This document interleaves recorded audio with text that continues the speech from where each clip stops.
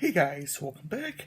Today I'm going to be reviewing the Weeknd's latest release, Dawn FM. This is supposed to be part of a new trilogy of albums he's going to be doing. I love the continuation of the 80s vibes and grooves throughout this album.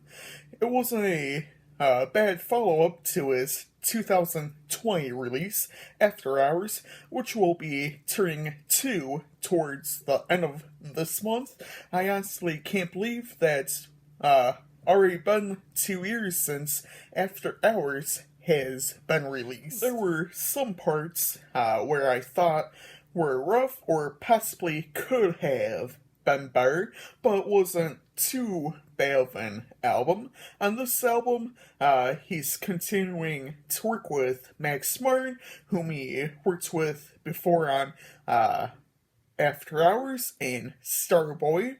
This album also includes Jim Carrey, who appears as a DJ host on this alternative reality station. I thought he was a great addition to the album, and honestly, he was one of the best parts of it.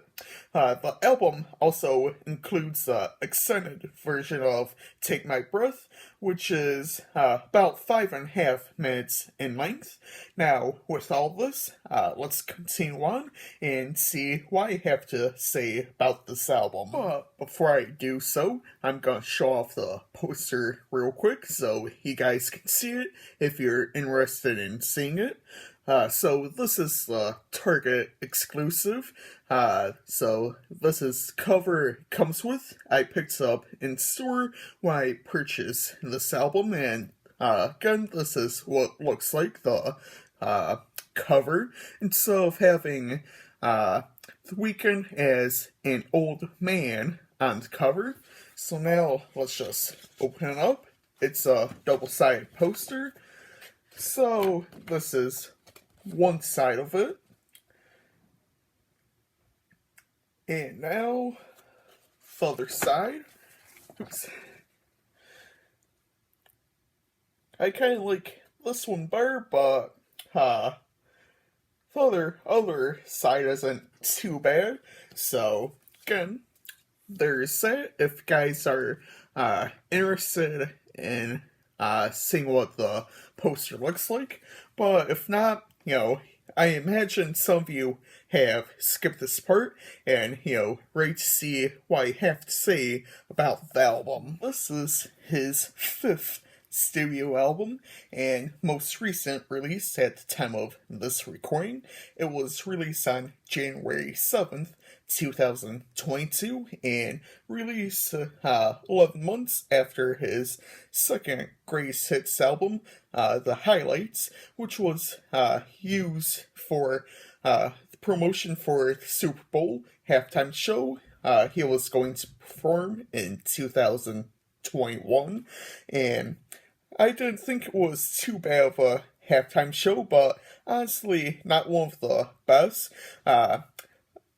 I'll probably have a little discussion about some of my favorite Super Bowl halftime shows at another time, as, this ain't the video for it. The album has a runtime of about 52 minutes, and at the time of this recording, it contains 3 singles. They are Take My Breath, Sacrifice, and Out of Time. The album was produced by Calvin Harris, Max Martin, Swedish House Mafia, whom he also released a track with, Moth to a Flame, and The Weeknd also produced this album himself, as well as a few others. The album contains guest appearances from Tyler, the Creator, Lil Wayne, again, Jim Carrey as the DJ or radio host, whichever you guys want to call him,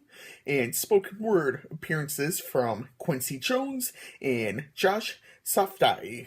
Let's hop into some of the tracks, but before I do so, I'd like to say that I thought the first half of the album was decent, but around the halfway point. It's kind of hit and miss for me.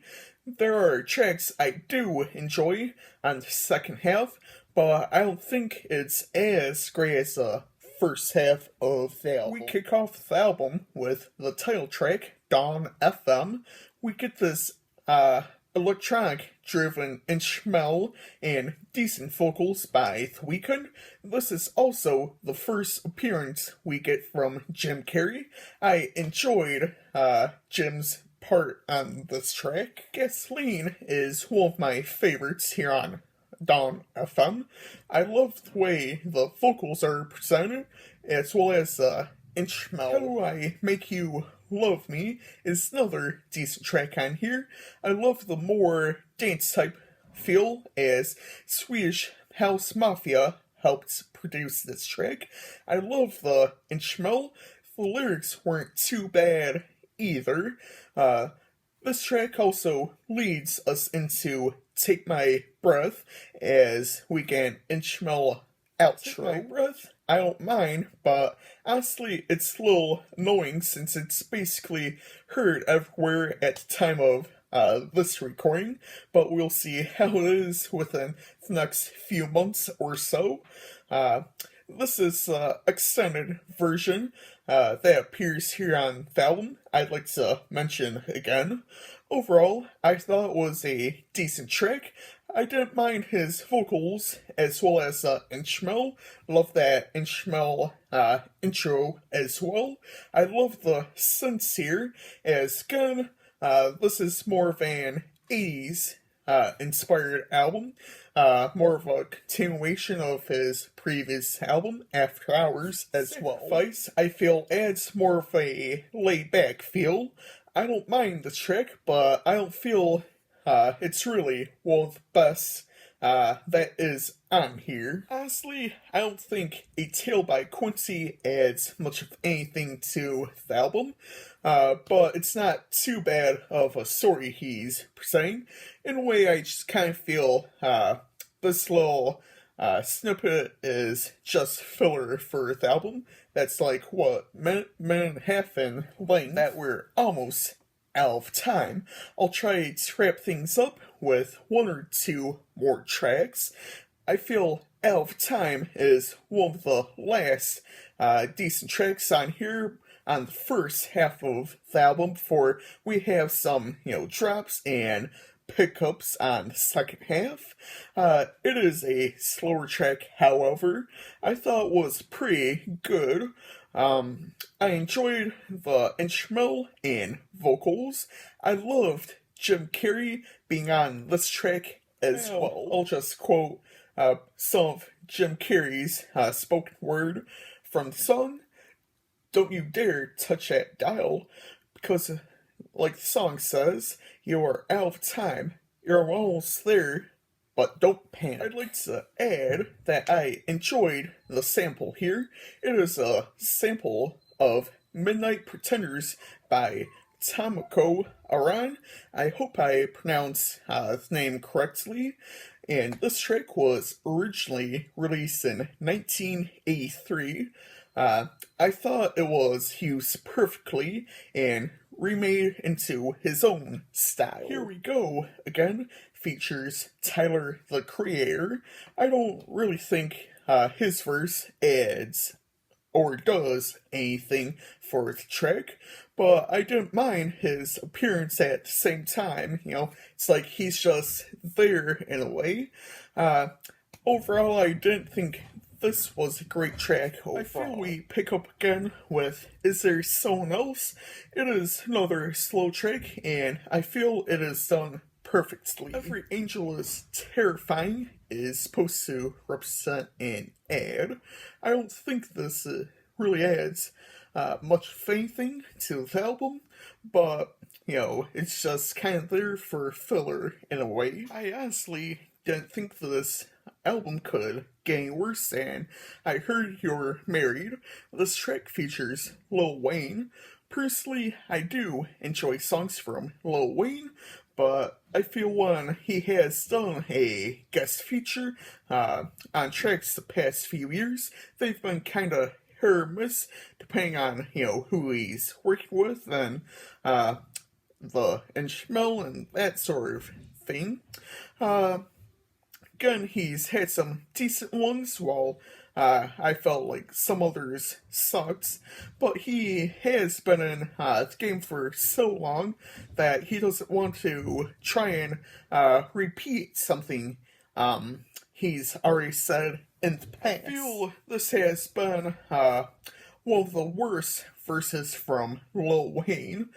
But on the other hand, Abel, better known as The Weeknd, wasn't too bad. But I didn't feel this was one of his strongest tracks. Now, just a little snippet from Lil Wayne's verse. I bet he treats you like Virgin Mary. You like it dirty, and I'm Dirty Harry. I thought we were some lovebirds, canaries, word to Larry. Now, lastly, I kind of feel like we pick back up with the final two tracks. I thought Less Than Zero was great. I love the synths here as well as vocals. Now, for Fam Regret by Jim, this is the third and final time Jim appears on the album. I loved this appearance as well. I feel it adds to the suspense of the album and to this reality that this album is based on. Some of my favorites on this album include Less Than Zero, Gasoline, Take My Breath, Family Regret by Jim, and Out of Time. Today, I'll be giving this album a 3 out of 5.